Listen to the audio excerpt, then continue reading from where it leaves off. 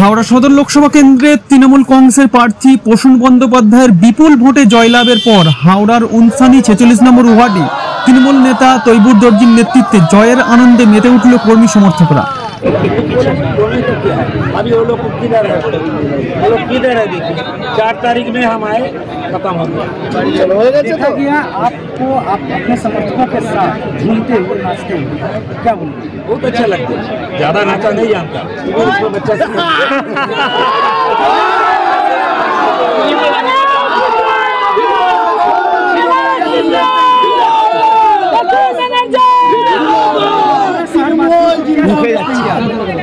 क्या संदेश देना चाहेंगे इस जीत के लिए? किसको बधाई देंगे? सबसे ज्यादा बधाई देंगे ममता जी और अभिषेक बनर्जी को।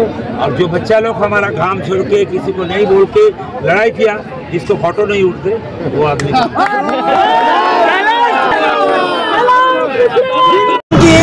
মোদি বলেছিল যে 400 পার আর দিদি বলেছিল 200 ভাগার, কিন্তু আজকে এই আনন্দ লাগছে। প্রসূন ব্যানার্জির মতন লোক হয় না। প্রসূন ব্যানার্জি খুব ভালো মানুষ। আজকে প্রসূন ব্যানার্জি সব ঘরে ঘরে মানে লোকের সঙ্গে মেশা, আর যখন ডাকে তখনই লোকালভাবে মেশে। ওর মতন ভালো মানুষ, ওনার মতন ভালো মানুষ পৃথিবীতে এখনো একটা হয়নি। কিন্তু প্রসূনদা আমরা প্রথম থেকে নিয়ে আশ্বাস আছে প্রসূনদা জিতবে। যেইভাবে লিড দিয়ে সকলে জিতিয়েছে প্রসূনদাকে, আমি তো আমাদের মহল্লাবাসী গ্রামবাসী প্রসূনদাকে খুব ভালোবাসে। আমরা খুব আনন্দিত আজকে মানে প্রসূনদা জিতার পরে।